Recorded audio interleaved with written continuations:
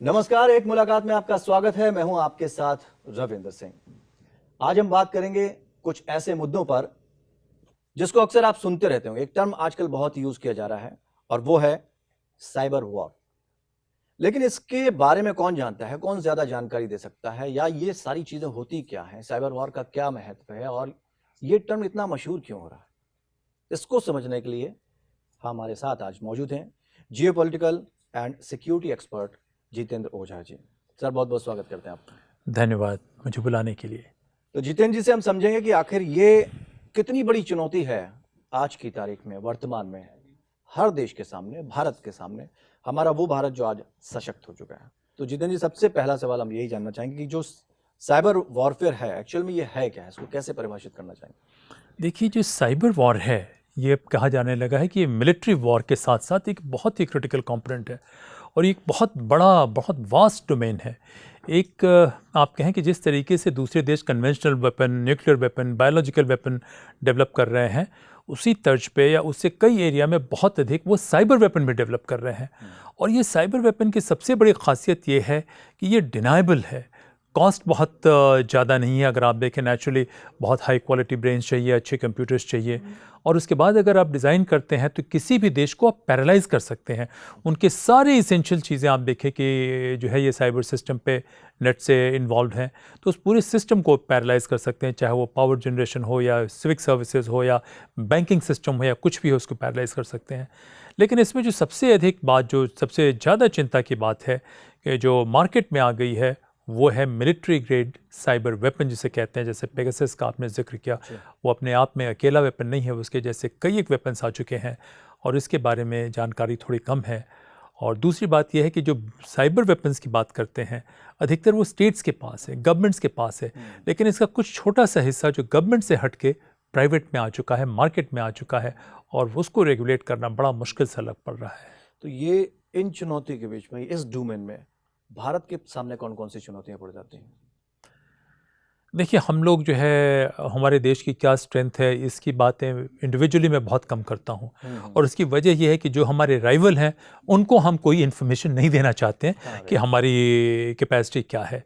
लेकिन हमारी कैपेसिटी अच्छी है, ऐसी बात नहीं है कि बहुत ये है, हमारी कैपेसिटी इस एरिया में काफ़ी अच्छी है।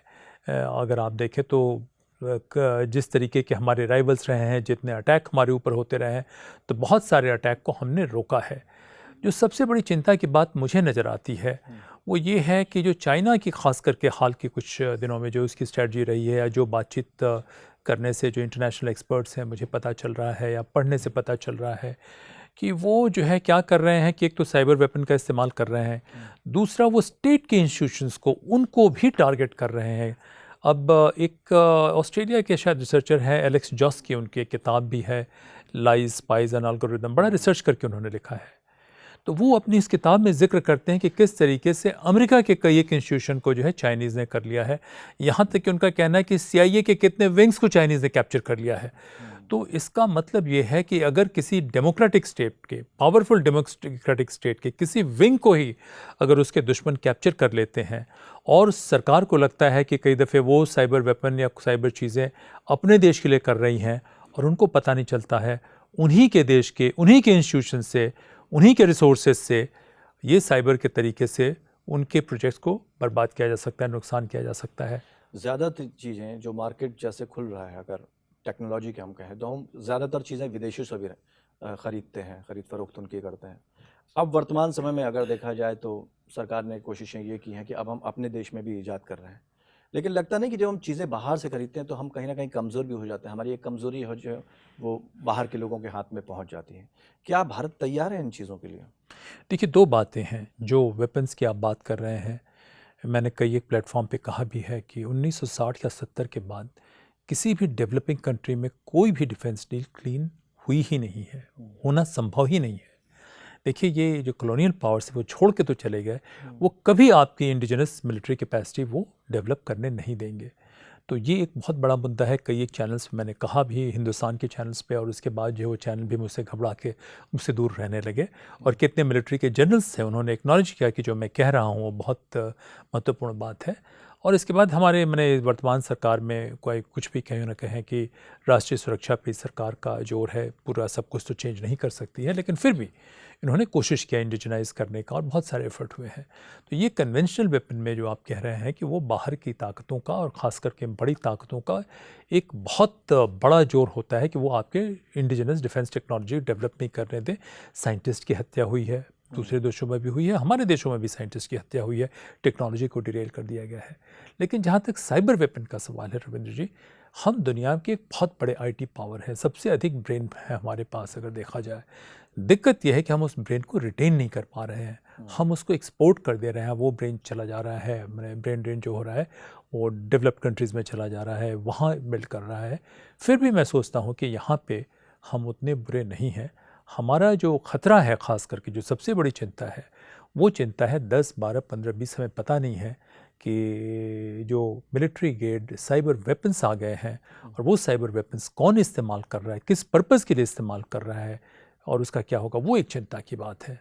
कौन कौन से कुछ एग्जांपल्स देना चाहे तो हमारे दर्शक और देखिए, बारीकी से समझ सकें। जिसे कहते हैं ज़ीरो क्लिक का, अब इसका नाम तो देखिए एनोसिनो जो पेगासस का बताया वो मार्केट में आया है, लेकिन जैसे कई एक जर्नल्स में, मैगजीन्स में और जो एक्सपर्ट्स हैं वो बताते हैं कि जो ज़ीरो क्लिक साइबर ये जो है स्पाईवेयर्स हैं, ये ज़ीरो क्लिक स्पाईवेयर्स जो हैं, मैंने खैर इसके सबके नाम तो नहीं होते, वो कई एक हैं, एक नहीं है, 10, 12, 15 होंगे।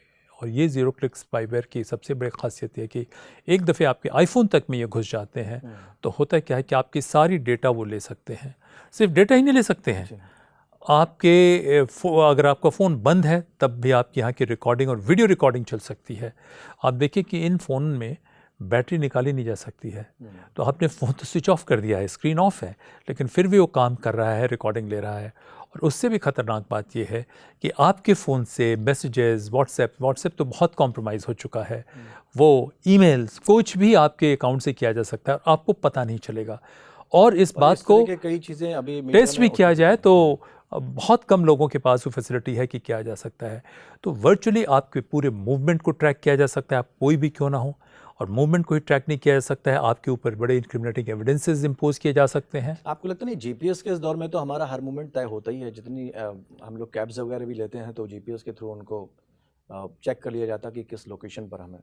लेकिन अभी एक ताज़ा मामला, चूँकि आपने रिकॉर्ड को चुराने की बात कही, एम्स का सामने आया था। क्या हम भी उस तरह से तैयार हैं, हम भी ऐसे काम कर सकते हैं अगर कोई दुश्मन देश हमारे डेटा चुराने की कोशिश करता है तो हम अलर्ट हैं वहाँ पर? देखिए इसका नहीं, देखिए सक्षम, जैसे मैंने कहा कि हम एक आईटी पावर हैं और कितने भी हम करें, बड़े सारे बैक ऑफिसेस हमारे देश में हैं, तो आई डोंट थिंक कि हमारे में पोटेंशियल की कमी है या हमारे में कैपेसिटी की कमी है। अब भारत का एक अपना इंटेंट रहा है कि सिविलियन इंफ्रास्ट्रक्चर को नहीं टारगेट करने का, एक हमेशा से इंटेंट रहा है, तो वो ऑफेंसिव में मेरे ख्याल से कैपेसिटी में कोई दिक्कत नहीं होनी चाहिए, क्योंकि जब हम दुनिया के बड़े आईटी पावर हैं तो हम में है। सवाल टेक्नोलॉजी का नहीं है रविंद्र जी, सवाल यहाँ पे टेक्नोलॉजी तो ग्रो कर रही है, करेगी ही। आज जो सबसे बड़ी चिंता है वो माइंडसेट का है, जो आपने कहा कि भाई आपकी नीयत क्या है। तो जैसे चाइना जैसे देश हैं जिनके लिए कोई मोरालिटी, कोई इथिक्स, कोई काम नहीं करती, जिनका ज़रूरत पड़ता है, उसके बाद भी हमारा व्यापार उससे लगातार बढ़ रहा है, चाहे इलेक्ट्रॉनिक्स का सेक्टर हो चाहे बाकी चीज़ें। ये जो आप कह रहे हैं कि इसीलिए मैं कहता हूँ कि युद्ध का तरीका सिर्फ कन्वेंशनल वॉर नहीं है, और इस वजह से मुझे बहुत हद तक मैं मानता हूँ कि चाइना ने बहुत सारे की सेक्टर्स हमारे सबवर्ट कर दिए हैं। बहुत से लोग जाने या अनजाने चाइना की मदद कर रहे हैं, और वो पुलिस या कानून के जरिए उनको नहीं किया जा सकता है। संभव है कि ऐसे हमारे, मैं नहीं कहता हूँ कि हुआ है, लेकिन संभव है कि वो हमारे कुछ एक इन्फोर्समेंट एजेंसीज, कुछ एक जगह उन पे भी उन्होंने कब्जा कर लिया हो। और जो इकोनॉमिक पावर है और उस एरिया में जो सबवर्सिव कैपेसिटी, जो सबवर्सिव वॉरफेयर की बात करते हैं, उसमें चाइना की नीयत भी है, इंटेंट भी है और कैपेसिटी भी है। तो इस वजह से जो आप कह रहे हैं, मैं समझता हूँ कि कई एक एरिया में हमारे इकोनॉमी को ऐसे हिट किया गया है कि हम सेल्फ डिपेंडेंट हो नहीं पाए, और इसमें बहुत विजन और इंटेग्रिटी और लीडरशिप की ज़रूरत है।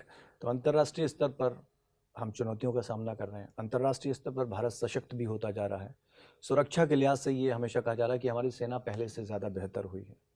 तो क्या लगता है कि सेना भी हमारी, हम उनको वो चीज़ें दे चुके हैं कि वो इन वॉर से, अगर इस तरह का साइबर वॉर छेड़ा जाता है या छिड़ता है, तो हम उसका सामना करने के लिए तैयार हैं। देखिए, सेना जो वॉर लड़ रही है वो कन्वेंशनल वॉर है कि नहीं?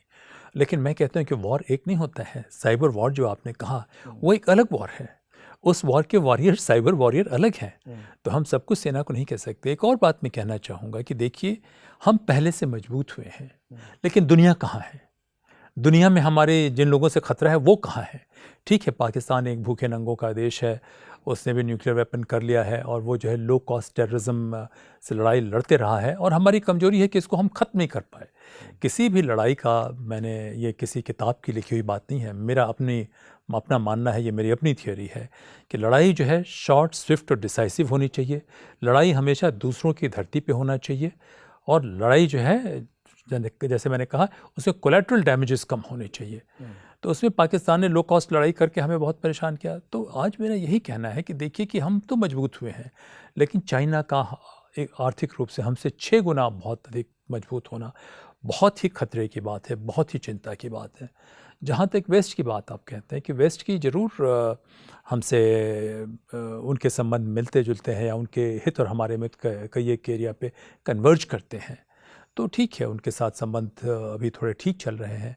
लेकिन जो हमारी चुनौतियां हैं, चुनौतियों के हिसाब से मैं समझता हूं कि एक जो कॉम्प्रिहेंसिव नेशनल सिक्योरिटी स्ट्रेटजी होनी चाहिए, या उसके लिए जो गवर्नेंस में रिफॉर्म होना चाहिए, हम शायद पीछे छूट रहे हैं, और ये बहुत चिंता की बात है। कौन लोग हैं? क्योंकि अक्सर ये देखा जाता है कि अब हम जब माइंडसेट की बात करते हैं तो ये हैं कौन लोग जो इसी तरह की नेगेटिविटी में लगे रहते हैं, जो इसी तरह की चीज़ें ईजाद करना शुरू कर देते हैं, और इनका टारगेट क्या होता है? अच्छा, आप जो ये साइबर वेपन्स की बात कर रहे हैं, देखिए हुआ क्या कि साइबर वेपन्स तो पहले हमेशा सरकार के ही लोग ये करते थे, ये मिलिट्री ग्रेड है तो सरकार करती थी।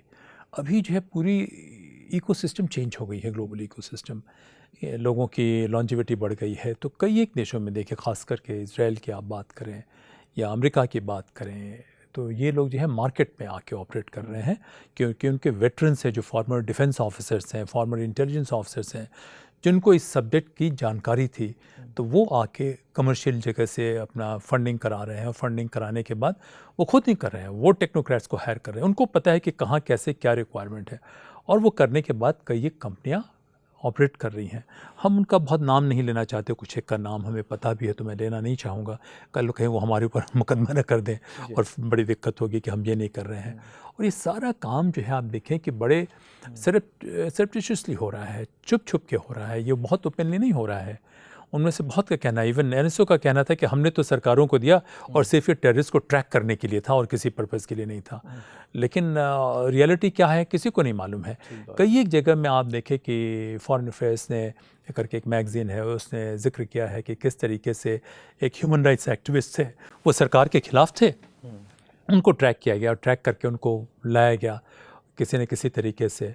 तो ये साइबर अकेले नहीं यूज़ हुआ, साइबर भी यूज़ हुआ, उसके साथ आपके दूसरे इंफ्रास्ट्रक्चर यूज़ हुए, उसके साथ जो है रूल ऑफ लॉ कमज़ोर है तो किसी ने पकड़ के लाया, वो ला के उनको जेल में बंद कर दिया। क्यों? क्योंकि वो ह्यूमन राइट्स की बात करते थे, या कोई भी इंटेग्रिटी की बात कर रहा हो। कुछ एक रोग रिजीम्स हैं, या इवन डेमोक्रेटिक रिजीम्स में रोग एलिमेंट्स हैं, वो छुपे हुए हैं, तो उनको ख़तरा होता है, तो वो इसका इस्तेमाल करते हैं। तो ये एक अजीब सा मार्केट है। और जहाँ तक चाइना का सवाल है, या रशिया का सवाल है, या नॉर्थ कोरिया का सवाल है, या ईरान का सवाल है, तो उनका स्टेट ही जो है सबसे अच्छे टैलेंट्स को हायर करता है, ये माना जाता है। 100% तो हम लीगली एविडेंस के साथ नहीं कह सकते हैं, लेकिन असेसमेंट ये है कि ये देश जो है ऐसे टैलेंट को लेके हायर करती है। जबकि दूसरे देश हैं क्या काम करते हैं कि उनके ये वेटरन्स चले गए हैं, जिनके डिफेंस में भी लिंक है, यहाँ पे भी लिंक है, तो बना रहे हैं। बनाने के साथ ये प्रोडक्ट अपने सरकार को भी बेच रहे हैं और मार्केट में भी बेच रहे हैं, और बहुत ही प्रॉफिटेबल है। और जो पावरफुल लोग हैं उनको बहुत आनंद आता है ऐसे प्रोडक्ट को लेने में। लेकिन ऐसी चीज़ों पर लगाम भी लगनी बहुत ज़रूरी हो जाती है कि कहाँ कहाँ हमें क्या नियम रखने हैं उसके लिए। तो कोई कानून भी हमने इसके लिए बनाया है कि अगर कोई पाया जाता है इस तरह की चीज़ों में लिप्त, जो कि गैर कानूनी हो जाता है, तो ऐसा भी कोई कानून है कि इन पर हम लगाम लगा सकें? देखिए, अगर कोई बैठा हुआ है मॉस्को में या बीजिंग में या न्यूयॉर्क में, और वहाँ से उसने आप एक बड़े साइंटिस्ट हैं, या आप एक बड़े सिक्योरिटी एक्सपर्ट हैं, या आप बड़े डॉक्टर हैं, या आप कुछ भी लैब चला रहे हैं, उसने आपके सिस्टम में डाल दिया, इसको डिनाएबल है, ये इतना डिनाएबल है कि आपको पता नहीं चलेगा। सिस्टम फॉर्मेट करना पड़ेगा। हाँ, फॉर्मेट करने से भी नहीं होगा, वो कई एक ये है। अब आप देखिए कि किस तरीके से जो साइबर ये था डाला था इजराइल ने ईरान के पूरे न्यूक्लियर प्रोग्राम को ही सबोटाज कर दिया। तो वो कह नहीं सकते हैं कि वो कौन कर रहा है, तो डिनाइबिलिटी है। जब डिनाइबिलिटी है, आप डिटेक्ट नहीं कर सकते हैं, तो रेगुलेशन कहाँ है? और ये ट्रांसनेशनल है, तो ये लॉ जो है इसके सामने कुछ नहीं कर सकती है। हाँ, ठीक बात है, लेकिन लॉ हमें बनाने पड़ते हैं। मान लीजिए अगर आप अटैक भी कर रहे हैं या कुछ ऐसी सेल्स तैयार करते हैं, कुछ ऐसे लोग जो दूसरे देशों में बैठा देते हैं लोगों को और वहाँ से उनके संपर्क में रहते हैं, क्या चीज़ें हैं जासूसी की वो मंगा भी लेते हैं अक्सर। ऐसे दौर में चीज़ें बदल गई हैं साइबर के ज़रिए, साइबर वॉर के ज़रिए। लेकिन अगर हम ये कहें कि कानून नहीं बने, इस चीज़ में हम बैठे रहें, तो भी तो ठीक नहीं होगा। नहीं, कानून नहीं बने मैं नहीं कहना चाहता हूँ। मैं कहता हूँ कानून अपने आप में पर्याप्त नहीं है।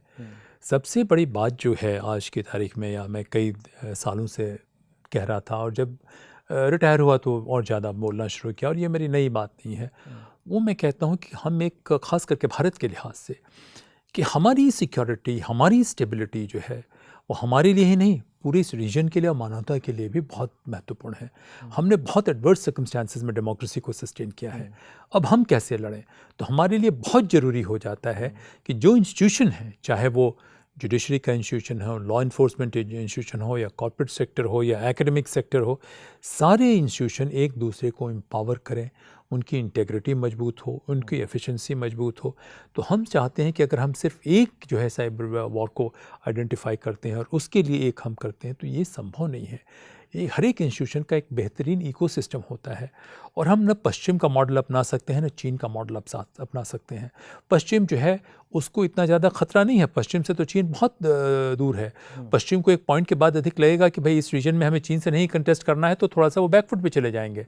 लेकिन हमें तो चीन से भी खतरा है, हमें इस्लामिक रेडिकलिज्म से भी खतरा है, और सबसे चिंता की बात है कि हमारे इकोसिस्टम, डोमेस्टिक गवर्नेंस में इकोसिस्टम का ये हाल है, आज से नहीं 20, 25, 85 साल से, जहाँ टॉलरेंस टू करप्शन बहुत अधिक है, और ये बढ़ गया खास करके 91 के रिफॉर्म के बाद कि हमने सरकार में ये नहीं लाया। तो हमारे लिए जो है सबसे ज़रूरी है कि हम पूरे इंस्टीट्यूशन को किस तरीके से रिस्ट्रक्चर करें। मैं नहीं कहता हूँ कि अचानक कर दें कि क्याओस आ जाए और दिक्कत आ जाए, लेकिन धीरे धीरे कैसे हम रिस्ट्रक्चर करें कि ऐसी चीज़ों का स्पेस ख़त्म हो, जहाँ हमें लगता है कि दूसरा अटैक करने वाला है, तो भाई डिफेंस का बेहतरीन तरीका अटैक है। हम वो अटैक करेगा और हम बचाएंगे नहीं। आपने एक आध दफ़े अटैक करने का अंदेशा हुआ, हम पहले ही आपको डिसइंटीग्रेट कर देंगे, पहले ही हम आपको डिसलोकेट कर देंगे। तो वो कैपेसिटी हमें लाने के लिए मैं समझता हूँ कि पूरी इंस्टीट्यूशन की इंटेग्रिटी और डायनामिज्म को रिस्ट्रक्चर करने की ज़रूरत है। यहाँ बड़े दिमाग की ज़रूरत है। बात है कि मुझे एक नाम याद आ रहा है, आप एक साइंटिस्ट थे, डॉक्टर भामा करके। उनका एक स्टेटमेंट मुझे याद है, एक न्यूज़पेपर में था कि वो पूरे भारत में एक ऐसी लेयर दे देंगे कि कोई भी मिसाइल जो है वो अटैक ही नहीं कर पाएगी, और उसके बाद आगे की स्थिति तो आपको पता है। लेकिन ये चीज़ें अगर हम तब सक्षम थे, तो अब तो ये साइबर युग का दौर है, हम कहाँ खड़े हैं? जैसे मैंने कहा कि इसकी मैं एक्सपर्ट नहीं हूँ, और इसकी बहुत ज़्यादा जानकारी है नहीं, और कुछ थोड़ी बहुत जानकारी है तो वो मैं, से तो आप ज़्यादा वाकिफ होंगे। लेकिन थोड़ी बहुत जानकारी है भी। आप बताएंगे तो जो युवा पीढ़ी उसको भी तो पता लगेगा कि हाँ हमको क्या करना, उनको भी एक प्रेरणा मिलेगी। नहीं, बिल्कुल वही मैं कहता हूँ, कुछ बातें हैं। हम देखिए सक्षम हैं, हमारे पास टैलेंट की कोई कमी नहीं है, इसमें कोई शक नहीं कि अगर हम चाहें तो कर सकते हैं। लेकिन सबसे बड़ी बात जो मैं कहता हूँ, बार बार कहता हूँ, कि हमारे सिस्टम जो है पर्सनालिटी ड्रिवन नहीं होने चाहिए। हमारे सिस्टम जो है इंस्टीट्यूशन ड्रिवन होने चाहिए, उसमें इनबिल्ट लीडरशिप होनी चाहिए। और वो इंस्टीट्यूशन की जो कमी है, जैसे आपकी धमनियाँ जो है उसमें से खून हर जगह जाता रहे, सारी धमनियाँ चोक हो चुकी हैं तो खून नहीं जाएगा, और आप बार बार पंप लेके या टॉप से लीडरशिप की तरफ से एक किक लगेगी और उसके बाद लोग काम करेंगे, तो बात बनती नहीं है। तो देखिए, हम में टैलेंट की कमी नहीं है, हम में बहुत टैलेंट है, हमारे बहुत स्पिरिटेड लोग हैं, लेकिन ये पूरा जो ढांचा बना हुआ है हमारा सरकार का, उस ढांचे में बहुत सारी कमी है। मैं सिर्फ इतना ही कहूँगा, मैं कहूँगा कि काश अगर ऐसे ढांचे की तरफ हम जाएं जहां आपको कुछ करने की ज़रूरत नहीं है, इन बिल्ट अगर आप अच्छा काम कर रहे हैं, आप टैलेंटेड है, तो सिस्टम अपने आप आपको पिकअप कर ले। आप वहाँ से अच्छे काम कर रहे हैं सिस्टम के भीतर, तो ऑटोमेटिकली आप लीडरशिप रोल की तरफ जाएँ। और जब तक वो सिस्टम हम ईजाद नहीं करते हैं, तो हम कितने भी टैलेंटेड क्यों ना हो, हम वल्नरेबल रहेंगे। युवाओं से क्या कहना चाहेंगे आज की तकनीकी के हिसाब से? क्योंकि सेना का अगर मॉडल देखें तो सेना में भी बहुत सारे बदलाव हो रहे हैं, और अब तो एक ऐसी योजना आ गई जिसमें कह रहे हैं कि 4 साल में हमारे सैनिक तैयार हो जाएंगे, 4 साल का उनका कार्यकाल रहेगा। तो ऐसे में क्या लगता है, क्योंकि रशिया का एग्जाम्पल दिया गया कि रशिया ने भी इसी तरह के सैनिक यूज़ किए थे, उसको काफ़ी खामियाजा भुगतना पड़ा था। क्या लगता है कि वर्तमान समय में जो योजना है उनको इस तरह से तैयार किया जाएगा कम समय में कि वो तकनीकी तौर पर इतना स्ट्रांग हो पाए कि वो चुनौती दे पाए सामने वाले को? 2 बातें मैं कहना चाहूँगा। पहली बात 4 साल वाले की जो बात आपने की, आपके चैनल पे मैं आया था और मैंने कहा किसी भी प्रोफ़ेशन में आप जाएँ, 7-8 साल लगते हैं आज की तारीख से कि आप एकदम परिपक्व हों, मजबूत हो, तब आप अपने पीक पे पहुँचते हैं। तो अगर 4 साल करके हम भेजते हैं तो हो सकता है सोसाइटी में सेना के ट्रेंड लोग बहुत सारे आ जाएँ, लेकिन सेना का कितना फ़ायदा होगा ये बड़ा बहस का विषय है। लेकिन साइबर वॉर में अगर देखा जाए लेकिन तो हाँ, ज़्यादातर युद्ध तो तकनीकी पर ही हाँ, आधारित है। तकनीकी पे आज आधारित बैठे है। बैठाए आप कहीं भी अटैक कर हाँ, सकते हैं, आपको मिसाइल सेट कर देनी तो गाइडेड मिसाइल होती है। तो इसीलिए मैं कहता हूँ कि युवाओं से क्या कहना चाहते हैं, तो बार बार मैं इकोसिस्टम की बात मैं ही नहीं कर रहा हूँ, जो भी लोग हैं वो इकोसिस्टम की बात कर रहे हैं। तो हमें एक ऐसा इकोसिस्टम तैयार करने की ज़रूरत है पूरी सोसाइटी में, अगर लॉन्ग टर्म में वाकई स्ट्रेटजी के चाहते हैं, जहाँ बच्चे किसी भी जगह क्यों ना हो पैदा होते हैं, वहाँ से लेके या उनकी दुनिया में आने से लेके उनको न्यूट्रिशन, सैनिटेशन, अच्छे से अच्छा माहौल मिले। जब वो माँ के पेट में रहते हैं वहीं से मिलना शुरू करे, तब ताकत बढ़ती है कि वहीं से मिलती है। और आने के बाद जो है सारे मौके मिले कि लोग जो है किसी तरीके से गुजर बसर नहीं करें, पढ़ाई करने का हर तरीके से करने का मौका मिले, पूरा वर्कफोर्स हमारा हेल्दी हो, इंटेलिजेंट हो, कॉग्निटिव कैपेसिटी उनकी मजबूत हो। तो हमें एक ऐसा समाज बनाने की ज़रूरत है। ये सोचे कि सिर्फ एक ही एरिया पे फोकस करेंगे तो वो नहीं बनेगा। हमारा जो लोवेस्ट एंड पे भी जो वर्कर है वो भी कॉम्पिटेंट हो, वो भी फिजिकली फिट हो, उसकी भी डिग्निटी हो। तो ये ऐसा समाज बनाने का सपना अगर हम देखते हैं और इस तरीके से जाते हैं तो हम हर एक चुनौतियों का सामना कर सकते हैं, अपने आप को भी बचा सकते हैं और दुनिया को भी बचा सकते हैं। जब हम बड़ी बातें करते हैं कि हमारा अतीत ऐसा रहा, तो देखिए अतीत तो ज़रूर हमारा अच्छा रहा, लेकिन अतीत में बहुत सारी चीज़ें अच्छी नहीं रही। तो हमें एक अच्छा, युवाओं को मैं कहूँगा, एक मजबूत सपना देखने की ज़रूरत है और उस सपने को जीने का पूरा प्रयास करने की ज़रूरत है। और जहाँ तक हो सकता है इंटेग्रिटी बहुत इम्पॉर्टेंट है, सेक्रीफाइस करना पड़ता है। और मैं समझता हूँ कि जो देश सेक्रीफाइस नहीं करता है तो शायद हो सकता है कुछ लोग तो खुश हों, लेकिन हर एक देश की तरक्की में, कामयाबी में, मजबूती में उसके नींव में खून देने की ज़रूरत पड़ती है, त्याग की ज़रूरत पड़ती है। तो युवाओं को मैं कहूँगा कि इसके लिए तैयार रहिए, सपना देखिए, ज़रूर जिए। ये नहीं कि अपनी ज़िंदगी ख़राब करनी है, लेकिन इंटेग्रिटी से, स्पोर्ट्समैन स्पिरिट के साथ जो है जीतने की कोशिश कीजिए। इसके साथ ये भी हम आपसे समझना चाहते हैं जितेंद्र जी कि कौन लोग जो हैं इससे प्रभावित हो सकते हैं और कौन लोग इससे जुड़े हुए हैं जो इसका इस्तेमाल कर सकते हैं? देखिए, इससे कोई भी प्रभावित हो सकता है। एक तो जब देश और देश के बीच में लड़ाई हो रही है तो हमने कई दफ़े देखा कि हमारे इलेक्ट्रिसिटी मैंने पावर जनरेशन सिस्टम पे अटैक किया गया, या एम्स पे अटैक का आपने ज़िक्र किया। ये क्रिटिकल इंफ्रास्ट्रक्चर की फैसिलिटीज़ हैं, एक तो उन पे अटैक हो सकता है। दूसरा, जो हाई वैल्यू इंडिविजुअल्स हैं, जो साइंटिस्ट हैं, जो ओरिजिनल थिंकर्स हैं और जिनके आइडियाज़ से नेशनल सिक्योरिटी को या किसी तरीके से हमारी वॉर वेजिंग कैपेसिटी को इस पे बढ़ जाती है, तो वो इम्पैक्ट होंगे। आपने देखा कि ईरान के एक बहुत जनरल को, खैर उन्हें साइबर वॉर से नहीं लेकिन बड़े प्रिसिजन स्ट्राइक वेपन से उनको मार दिया गया। तो कई तरीके के जो भी हाई वैल्यू इंडिविजुअल्स हैं वो भी इम्पैक्ट होंगे और देश है वो भी इम्पैक्ट होंगे। लेकिन जो एक मार्केट वाली जो साइबर वेपन सिस्टम है, जिसे मूवमेंट ट्रैक किए जा सकते हैं, आपने देखा कि किस तरीके से ह्यूमन राइट्स के लोगों को या जर्नलिस्ट को या बहुत अच्छे से बात करने वाले लोगों को, उनको टारगेट किया गया है। इसके साथ साथ मेरा एक बहुत बड़ा एप्रीहेंशन है कि बड़े कॉरपोरेट लीडर्स भी इसके जद में आ सकते हैं और उनको भी बहुत अधिक खतरा है, ख़ास करके ऐसी स्थिति में जब उनके अपने देश के इंस्टीट्यूशन मजबूत नहीं हैं या अपने देश के इंस्टीट्यूशन में मैलिग्नेंसी है। कौन कौन स्ट्राइक करेंगे? निश्चित रूप से आपके जो होस्टाइल देश हैं वो स्ट्राइक कर सकते हैं, ऑर्गेनाइज्ड क्राइम के लोग स्ट्राइक कर सकते हैं। अब जद में सारे लोग हैं, लेकिन टारगेट किसे करना ये उन्हें पता होना चाहिए। हाँ, वही नहीं, और मैं कहा कि ऑर्गेनाइज्ड क्राइम नेटवर्क हैं वो इसका इस्तेमाल कर सकते हैं, वो कर रहे हैं साइबर वेपन का इस्तेमाल।